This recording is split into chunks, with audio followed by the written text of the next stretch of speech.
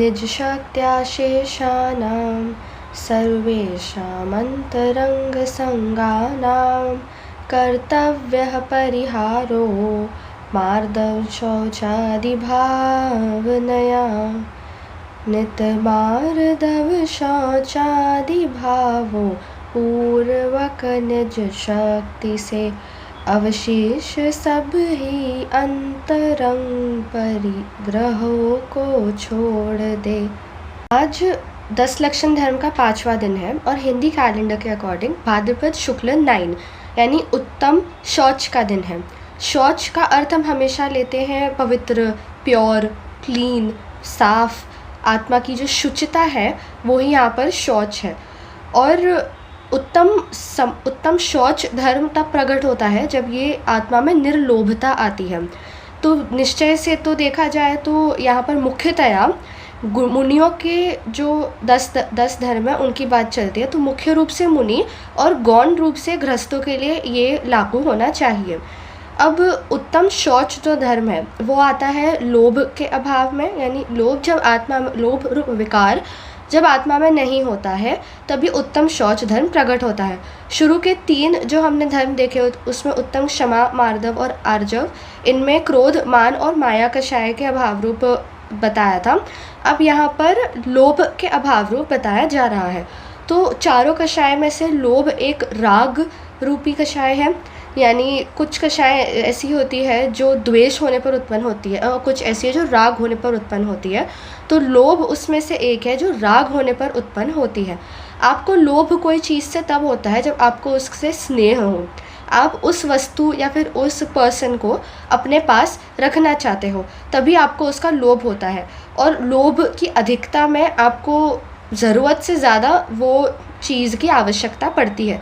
जिसमें आपका गुजारा हो जाता था उससे ज़्यादा अब आपको गुजारा हो जाता था, उससे ज़्यादा आपको वो चीज़ अब रखनी है अपने पास, और उसको हम लोभ कहेंगे। जब हम लोभ की बात करते हैं तब हमारा मिथ्यात्व का बल इतना है कि हम बाकी पर पदार्थ और पर वस्तुओं और पर लोगों को लोभ में गिन लेते हैं, पर हमसे जो सबसे निकट में लोभ है, जो हमसे सबसे पास वाला परिग्रह है, उसकी ओर हमारा ध्यान ही नहीं जाता। मैं यहाँ पर शरीर को इंगित कर रही हूँ कि जो शरीर है वो हमारा सबसे निकट परिग्रह है, सबसे पास में रहने वाला लोभ है, और एक ऐसा कर्मों के द्वारा भेजा गया एक आदमी है जो हम डिटेक्ट ही नहीं कर पाते हैं, क्योंकि ये कर्म हम तक कैसे पहुँचे। तो जो दिखते हैं, जो प्रकृति में दिखते हैं कि हाँ मेरा पाप का उदय आया और ऐसा हुआ, उसको तो हम कर्म मान लेते हैं, लेकिन कार्मण और बाकी जो शरीर है, तेजस शरीर वगैरह, औदारिक शरीर, इससे जो हमारे ये कर्म रूपी जो संचरण हुआ है शरीर का, उसकी ओर हमारा ध्यान नहीं जाता, उसको हम परिग्रह गिनते ही नहीं हैं। ऐसे समझे कि हम एक राजा हैं और हमारे ही जो महामंत्री है वो कर्मों के द्वारा भेजा गया, एक शत्रु के द्वारा भेजा गया एक आदमी है। तो अब हम जितने भी एक्शंस लेते हैं वो सब वेस्ट चले जाते हैं, क्योंकि ये शरीर की कमज़ोरी के वजह से हम हमारे लक्ष्य तक नहीं पहुंच पाते हैं, यानी हम हमारे आत्मा का अनुभव नहीं कर पाते, क्योंकि शरीर सबसे निकट पर पदार्थ है जिसे हम अपनी पार्टी में गिन लेते हैं। पर हम ये नहीं समझते कि एंड ऑफ द डे वो है कर्म की जाति का, और वो हमें ठग कर हमेशा कर्म के पास ही जाएगा। तो अगर उत्तम शौच धर्म को प्रकट वास्तव में निश्चय से करना है तो हमें इस शुचिता को प्रकट करने वाली जो अग्नि है उसका सहारा लेना पड़ेगा, यानी हमें अपनी आत्मा में जो पवित्रता है उसकी पूर्णता के लिए इस धर्म का सहारा लेना पड़ेगा। शौच धर्म को समझने के लिए हमें गाथा का आधार लेंगे जो पद्मनंदी आचार्य की पद्मनंदी पंचविंशति के आधार से 94वीं गाथा है। तो वो कहती है कि जब पर स्त्री या फिर पराये धन में इच्छा नहीं रहती है, यानी एक तरह से इसमें सारे पर पदार्थ आ गए, या तो लिविंग या नॉन लिविंग, यानी या तो पर जीव या फिर पर पदार्थ, मटीरियलिस्टिक या फिर पीपल सेंट्रिक। तो दोनों का जब इच्छा ख़त्म हो जाती है तब किसी भी जीव को हिंसा पहुंचाने का भी भाव नहीं रहता, और तभी जो लोभ है उसको भेद देते हैं, यानी लोभ खत्म हो जाता है। और लोभ का ऑपोजिट होता है संतोष, यानी एक होता है लोभी और एक होता है संतोषी। तो एक होता है जो पूरा टाइम भोगों को ढूंढने में लगा रहता है, उसके हंगर को सेटिस्फाई करने में लगा रहता है, और एक होता है संतोषी यानी सेटिस्फाइड, जिसको कुछ चीज़ की इच्छा नहीं है तो वो किसी के पीछे भागता नहीं है और वो खुश है, वो कंटेंट है, वो हैप्पी है। तो इससे क्रोध आदि जो मल है उसका भी हरण हो ही जाता है, और ऐसे चित्त को शौचधन प्रकट होता है। तो जिसको इच्छा नहीं है कोई चीज़ की, उसके जो है शौचधन प्रकट होगा। फिर आगे वो कहते हैं कि ये बहुत अच्छा एग्ज़ाम्पल है और ये बहुत ही ज़्यादा कॉमन भी माना जाता है। इसमें कहते हैं कि जैसे कोई घड़ा बाहर से घड़ा अंदर से कीचड़ से भरा हुआ है, और आप आते हो और आप बार बार घड़े को बाहर से पोंछे जा रहे हो, बाहर से साफ़ किए जा रहे हो, तो इस केस में आप अंदर की गंदगी को तो निकाल ही नहीं पाओगे, और घड़ा कभी स्वच्छ नहीं होगा। भले ही सोने का घड़ा हो, डायमंड का घड़ा हो, मोस्ट एक्सपेंसिव मेटल का घड़ा हो, लेकिन अगर वो अंदर से बहुत मलिन है तो उसकी गंदगी कभी निकल ही नहीं सकती है।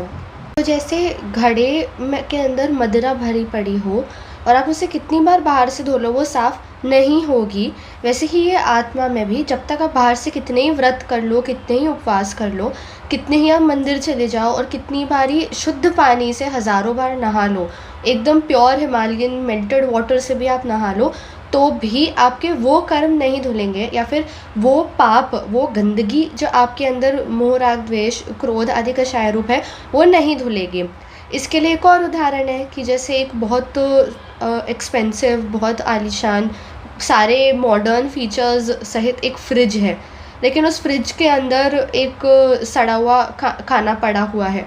तो आप उस फ्रिज से बहुत बू आ रही है, तो आप उस फ्रिज को कितना ही पोंछ लो बाहर से, जब तक अंदर की वो गंदगी को आप नहीं हटाओगे, अंदर की वो सड़े हुए खाने को नहीं फेंकोगे, तब तक वो फ्रिज आपको गंदा ही लगेगा और वो फ्रिज से आपके पास भी आप रहना नहीं चाहोगे। तो वैसे ही ये आत्मा की शुद्धि तभी प्रकट होगी जब ये मलिनता खत्म होगी। अगर बाह्य में नहाने वगैरह आदि से ही शुद्धि होती तो फिर मुनिराज तो शुद्ध होते ही नहीं, क्योंकि उनके तो ऐसे मूल गुण होते हैं और उनका ऐसा आचरण होता है कि वो इतने दिनों तक नहीं नहाए तो भी चल जाता है, या फिर वो अदंत धोवन भी करते हैं।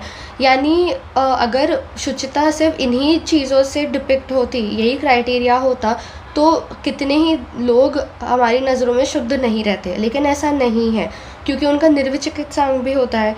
यानी शुद्धता का जो रिलेशन है वो बिल्कुल भी बाहर से नहाना या फिर बाहर से सजना संवरना, प्रोडक्ट्स लगाना से बिल्कुल नहीं है। हमारे संतोष का नाश तभी होता है जब हम में लोभ की उत्पत्ति होती है। और ये लोभ क्यों होता है? जब कोई हम नया ट्रेंड देखते हैं, हम कोई फैड देखते हैं। फैड का अर्थ होता है एक ऐसा शॉर्ट लिव्ड ट्रेंड जो 2 या 3 महीने तक ही चलता है, लेकिन फिर भी आप उसको फॉलो करने लगते हैं, तो आप तो उस चीज़ को एक्वायर कर लेते हैं, मतलब आप उस चीज़ को ख़रीद लेते हो और वो आपके घर आ जाता है। लेकिन आप वो क्योंकि ट्रेंडी है तो 2-3 महीने आप यूज़ करते हैं, मैक्स 1 साल यूज़ करते हैं, फिर वो आउट ऑफ फैशन चले जाता है, तो वो प्रोडक्ट आपके घर पे आकर से वेस्ट होता है। तो वैसे ही प्रॉब्लम इधर अराइज़ होती है जब हमको लोभ हमारा इतना बढ़ जाता है कि वी वांट एवरीथिंग, यानी हमको नीड से ज़्यादा हमारी वांट्स बढ़ जाती है। और ऐसा शास्त्रों में भी कहा जाता है कि ये जो लोभ है, हमारी जो इच्छाएं हैं, वो हमारी ये जो आशा रूपी गड्ढा है, उसको 3 लोग की अगर सारी संपदा भी डाल दो तो वो नहीं पूरी होगी। आप खुद ही देख लो, आप जैसे ही एक नई चीज़ आपको मिलती है, आपको एक दूसरी चीज़ मिलने लगती है, कभी भी मिलने की आशा आपकी जागृत हो जाती है। कभी भी आप एक ऐसे स्टेज पे नहीं आते जहाँ पर आपको कुछ नहीं चाहिए। या तो किसी को धन का लोभ होता है, जो मेजॉरिटी 18 to 24 ईयर ओल्ड में जो एज ग्रुप है उनमें पाया जाता है कि हमें पैसे कमाने होते हैं। हमें भी मन करता है कि हम जल्दी पैसे कमाने लगे, या फिर हम काम पे लगे, हमारा भी घर हो, हमारे भी खुद की फाइनेंशियली हम इंडिपेंडेंट हो, हमारी प्रॉपर्टी हो। तो धन का लोभ ही एक अलग होता है, जब जहाँ ज़रूरत हो उससे ज़्यादा प्लानिंग करना या फिर उससे ज़्यादा धन एक्वायर करने की कोशिश करना, तो वो धन का लोभी हो जाता है। कुछ लोग फ्रेंड्स के लोभी होते हैं, कुछ लोग यश के लोभी होते हैं, पॉपुलैरिटी 30 अंडर 30, 40 अंडर 40, टेडेक्स में जाना, स्टार्टअप्स में इन्वेस्टमेंट करने का शौक़ जग जाता है लोगों को। यानी अलग अलग टाइप के लोभ होते हैं। आपको खुद अपना लोभ फिगर आउट करना पड़ेगा, क्योंकि हर लोभ शास्त्र में नहीं लिखे होते हैं, विद टाइम अलग अलग तरीके के लोभ उत्पन्न होते हैं जो हमें कहीं ना कहीं पता होता है हमारे लिए हानिकारक है। तो लोभ जो ये आशा रूपी गड्ढा है उसको आप कितना ही फिल करने की कोशिश करो वो नहीं होने वाला है, इट इज़ नेवर एंडिंग। फिर कोई एक नई प्रोडक्ट आएगी, फिर आपको ख़रीदने का मन करेगा। तो अगर इस भोगों से ही हमारा जो लोभ का वो जो भूख है वो मिट जाता, तो सबसे ज़्यादा सुखी तो राजा जो तीर्थंकर थे, ऐसे तीर्थंकर पद के पहले यानी राजकुमार या वो ही राजा या फिर चक्रवर्ती आदि होने चाहिए थे, क्योंकि उनके पास तो सारी चीज़ें उपलब्ध थी। वो तो जैसे ही सोचते थे उनके सामने एकदम ऐसे सर्वेंट्स प्रकट कर देते थे। तो फिर प्रॉब्लम क्या थी, फिर भी उन्होंने क्यों सब कुछ छोड़ा? कि इसकी पंक्ति भी है कि अगर संसार में विषय सुख हो तो तीर्थंकर क्यों त्यागे, काहे को शिव साधन करते, शिव सुख क्यों आराधे। यानी अगर इस सब में ही सुख होता तो फिर there is a reason why इतने बुद्धिमान और इतने आपसे भी एडवांस लोग इसको छोड़ के गए हैं। यानी वो ये बात रियलाइज़ कर चुके थे कि इस आत्मा को शांत करने के लिए भोगों की नहीं, इसको धर्म की या फिर शुचिता की, पवित्रता की, संतोष की आवश्यकता है और ना ही भोगों की। तो एक तो शुचि का अर्थ होता है, अगर धातु वाइज ले तो शुच धातु के अनेक अर्थ होते हैं, जिसमें से एक जिसको दो हम तरीक़ों में विभाजित कर सकते हैं, एक व्यवहार से शुद्धि और एक निश्चय से शुद्धि। तो शुच का मतलब होता है जो पवित्र करे, यानी जैसे आग होती है वो सोने को पवित्र कर देती है, वैसे ही आत्मा को जो पवित्र करे उसको शुचिता कहते हैं। और व्यवहार और निश्चय से हम इसको दो अपेक्षा से समझ सकते हैं, जिसमें से लौकिक और लोकोत्तर के भेद से शुचिता दो प्रकार की है। तो पहली जो लौकिक शुचि है, यानी जो हम लोक में शुचि मानते हैं, वो मोटा मोटी 7-8 प्रकार के हैं, जिसमें से पहला है काल शुद्धि। तो काल शुद्धि, अग्नि शुद्धि, भस्म शुद्धि, मृतिका शुद्धि, पानी शुद्धि और प्रायश्चित शुद्धि। तो पहला है काल शुद्धि, मतलब ऐसी चीज़ें जो विद टाइम अपने आप शुद्ध हो जाती हैं। जैसे विमेन का वंस अ मंथ जो मासिक होता है, धर्म होता है, वो विद टाइम 5 या 6 डेज़ में अपने आप वो शुद्ध हो जाते हैं। तो एक ये होता है। या फिर जैसे जब लोग मर जाते हैं तो उनका सूतक लगता है, तो वो 12 दिन का, 13 दिन का, व्हाटएवर 45 दिन का जो भी होता है, तो वो विद टाइम शुद्ध माना जाता है। तो एक ये प्रकार की होती है। फिर दूसरी अग्नि शुद्धि, कि अगर आपको जैसे बर्तन को राख वगैरह से धोते थे, या फिर जो लैंड होता है, जो फार्मर्स होते हैं, वो लैंड को शुद्ध करने के लिए उस पूरे लैंड को जला देते हैं, जो एक न्यूज़ का भी टॉपिक बना था, क्योंकि इस वजह से बहुत एनवायरमेंटल हज़ार्ड्स भी हुए थे। पर ये भी एक शुद्ध होने का तरीका है कि लैंड इससे थोड़े टाइम के लिए शुद्ध हो जाता है, उसके न्यूट्रिएंट्स वापस वो रिगेन कर लेता है। तो एक तो ये अग्नि शुद्धि होती है। फिर भस्म शुद्धि आती है, जिसमें राख को भी पवित्र माना जाता है, विच इज़ वाई हिंदुओं के कुछ योगी भी राख को पूरी बॉडी में ऐसे लपेट लेते हैं। तो भस्म के बाद है मृतिका शुद्धि, यानी मिट्टी को पूरी बॉडी में लेपने को भी शुद्ध माना जाता है। एंड काफ़ी जो थेरेप्यूटिक ऐसे इंस्टीट्यूशंस होते हैं, कुछ एक कल्ट्स या कैंप्स होते हैं, उसमें मिट्टी भी ऐसे लेपने को बोलते हैं कि मिट्टी आप अपनी बॉडी में लगाकर सिर्फ बैठे रहो, वो भी एक शुद्धि का क्राइटेरिया माना जाता है नेचुरली। फिर गोबर शुद्धि होती है, जहाँ पर जो पुराने ज़माने में वो फ्लोर्स को और वॉल्स को गोबर से सींचते थे, क्योंकि वो भी शुद्ध माना जाता था। फिर है पानी शुद्धि, सबसे कॉमन, हम कपड़े धोते हैं पानी से, को हाथ गंदा हो जाए तो हाथ धो लेते हैं, यानी पानी से जो शुद्ध माना जाता है, तो पानी शुद्धि। और फिर एक है प्रायश्चित शुद्धि, कि अगर किसी कारणवश आपने कोई दोष क्रीपन करने दिया आपके व्रतों में, तो फिर आप प्रायश्चित लीजिए और उससे आपकी शुद्धि हो जाएगी। आपसे जो बेटर है, जो आपके गुरु हैं या आपके जो सीनियर्स हैं, उनसे आप प्रायश्चित लीजिए, और वो भी एक शुद्धि का क्राइटेरिया माना जाता है। तो ये जो 7 है, ये है व्यवहार से। और निश्चय से शुद्धि तो सिर्फ एकमात्र आत्मविशुद्धि ही है, यानी आप जब हम अपने आत्मा को समझने की कोशिश करते हैं और मन वचन काय का निरोध, यानी इच्छा का निरोध करके मन वचन काय को एकत्रित करते हैं, उपयोग लगाते हैं, तभी निश्चय से जो है वो शुद्धि प्रकट होती है। आदि से अगर हमारा आत्मा इस संसार में है, संसार यानी संकटों का साम्राज्य। तो अनादिकाल से हमारा आत्मा इस संकट के साम्राज्य में है। उसका सोल रीज़न यही है कि कर्म, जो लोभ रूपी कर्म है, वो इसे वे डाउन कर देते हैं। जैसे आग का जो लॉ होती है वो हमेशा, आपने देखा होगा, वो हमेशा ऊपर ही रहती है, वो ऊर्ध्व स्वभावी होती है। यानी आप उसको उल्टा भी कर दो तो भी उसकी लॉ हमेशा ऊपर की तरफ ही जाएगी। वैसे ही अगर आप कोई बलून लो, अगर आप हीलियम का बलून लो तो वो तो उसका भी स्वभाव होता है कि वो हमेशा ऊपर ही जाता है। आप उसको कितना ही वे डाउन करो वो ऊपर ही जाएगा एंड ऑफ द डे। तो वैसे ही जो हमारा आत्मा है उसका भी स्वभाव ऊपर जाना है। लेकिन आप खुद ही सोचो कि इस ऊपर नेचुरली अपवर्ड मूवमेंट वाले वस्तु या फिर ऐसी आत्मा का स्वभाव नीचे जाना के बजाय कैसे हो गया, यानी ऊपर जाने के बजाय वो नीचे कैसे जा रहा है।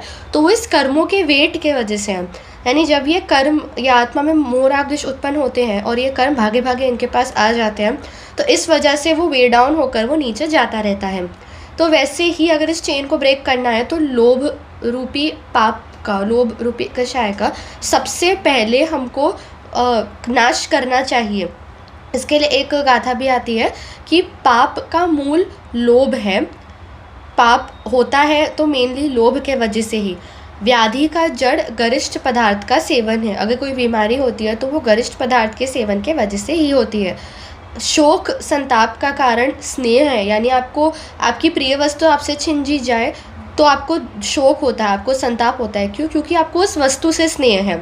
आपकी फ्रेंड को किसी ने गाली दी, आपको तो नहीं दी, लेकिन आपको उस गाली देने वाले पे गुस्सा क्यों आएगा? क्योंकि आपको आपकी फ्रेंड प्रिय है।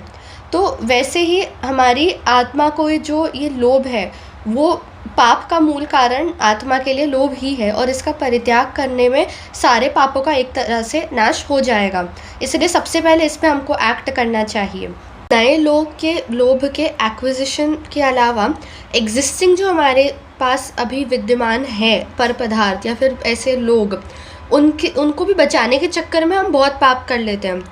इसके लिए नियम सार में एक उदाहरण आया है कि जैसे एक गाय है, एक गाय की जाति होती है जिसको अपने पूंछ पे बहुत बहुमान होता है। यानी उसकी जो पूंछ होती है वो बहुत ही मोटी और बहुत घनी होती है। तो वो अपनी पूंछ पे बहुत इतराती है, उसे बहुत प्रिय होता है और वो उसको टिकाने की बहुत कोशिश करती है। ऐसी गाय जाती है जंगल में और वहाँ पर वो एक झाड़ी में फंस जाती है। उसकी पूंछ एक झाड़ी में फंस जाती है। अब अगर वो खींचे तो फिर उसके बाल टूट जाएंगे और वो ये चाहती नहीं है, तो वो उधर ही खड़ी है। अब सामने एक शेर आ रहा है और वो घबरा रही है, लेकिन उसे पता है कि अगर मैं हिलूंगी तो मेरी पूंछ टूट जाएगी। उसे अभी भी पूंछ का लोभ है और शेर दूर है अभी, लेकिन वो पास आया जा रहा है, वो आया जा रहा है, फिर भी वो खड़ी है और एंड में जाकर वो मर ही जाती है। यानी लोभ के कारण आदमी का सिर्फ नुकसान ही होता है, और ये लोभ जो है वो आकुलताजनक ही है। पूरे टाइम इसे बचाने के चक्कर में हम हमारा और जो उपयोग है, हमारा जो लक्ष्य से है, उससे हम विचलित हो जाते हैं। उपयोग हमारा व्यर्थ हो चला जाता है, डाउन द ड्रेन हो जाता है।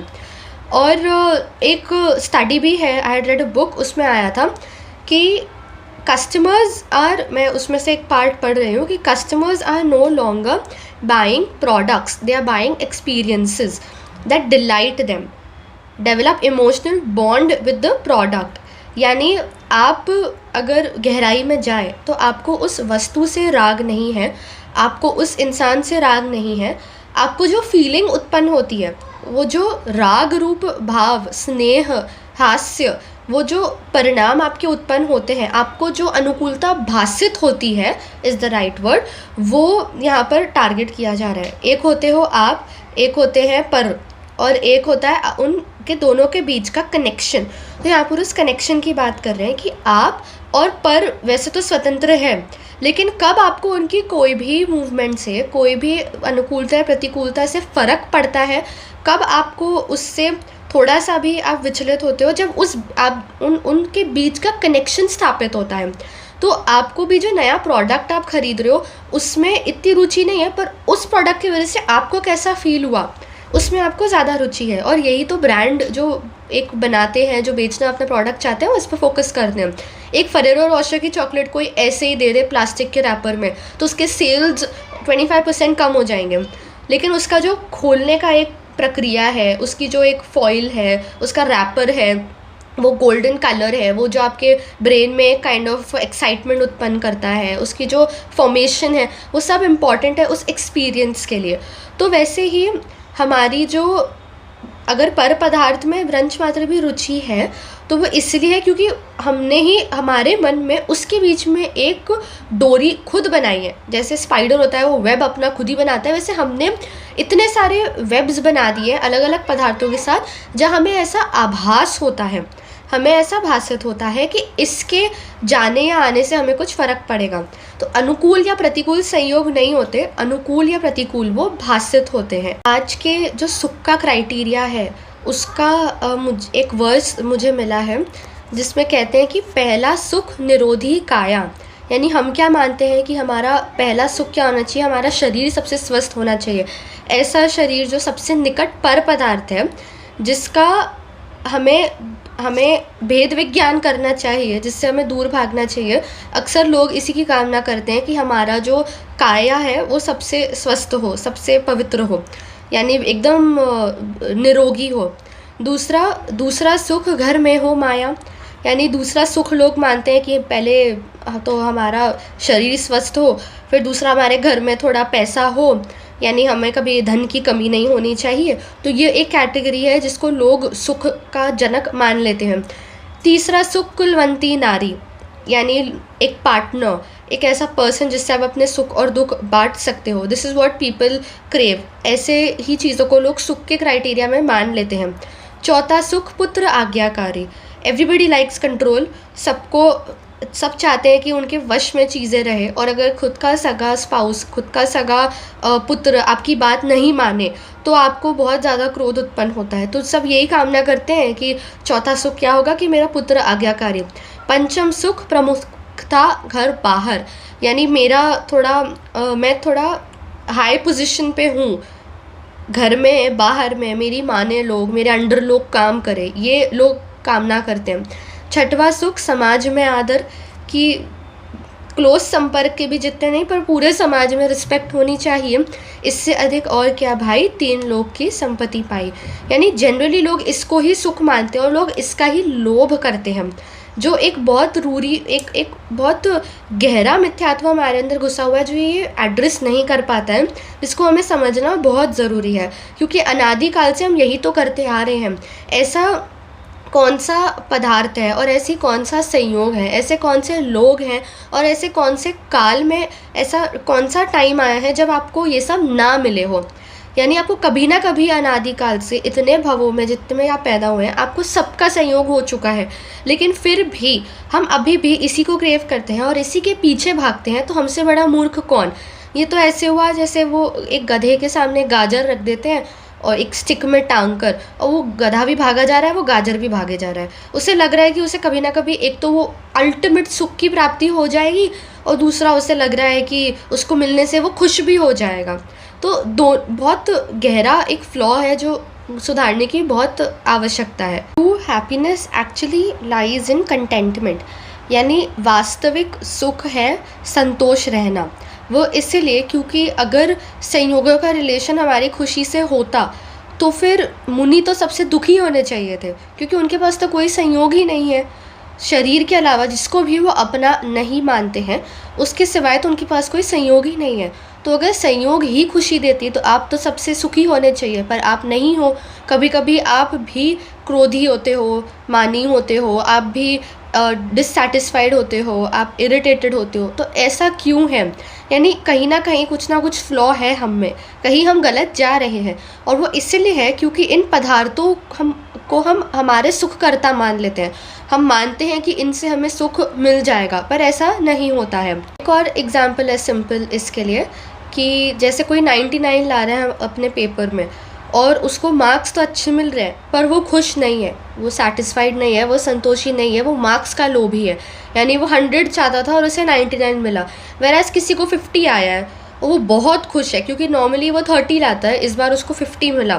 तो यानी सुख का रिलेशन मार्क्स से कभी था ही नहीं, सुख का रिलेशन आपसे था। आप किस संयोग में खुद को सुखी अनुभव करें उस रूप आप हो जाते हैं। वो अगर 99 में ही खुश हो जाता तो फिर उसको वो असंतोषी नहीं मिलती। तो वैसे ही हमें भी हमारे जो पदार्थ हैं उनमें सुख ढूंढने के बजाय हमारे अंदर सुख ढूंढना चाहिए, हमारे खुद के आत्मा में, क्योंकि ये आत्मा ही तो अनंत सुख का भंडार है। यानी इसके अंदर ही इतना ज़्यादा माल है कि हमें बाहर कभी जाने की ज़रूरत ही ना पड़े। इज़ अ रीज़न वाई लोभ को पाप का भी बाप कहा जाता है। इट्स बिकॉज ये लोभ आपका पूरा चैन आपसे छीन लेता है। जब तक आपके पर्टिकुलर प्रोडक्ट या पर्टिकुलर चीज़ की प्राप्ति आपको नहीं हो जाती है, तब तक आप शांत नहीं रह पाते हो। आपका पूरा ध्यान सिर्फ उसको हासिल करने में ही लगा रहता है। लोग ये भी कहते हैं कि I see it, I like it, I want it, I have to have it. यानी मैंने देखा, मुझे चाहिए, अब तो मुझे मेरे पास होना ही चाहिए। वो कोई एक नया प्रोडक्ट मार्केट में आया, सबसे पहले आपको चाहिए। यानी लोग इतना ऑब्सेस हो चुके हैं गलत चीज़ों से, उनका पूरा उपयोग गलत डायरेक्शन में जा रहा है।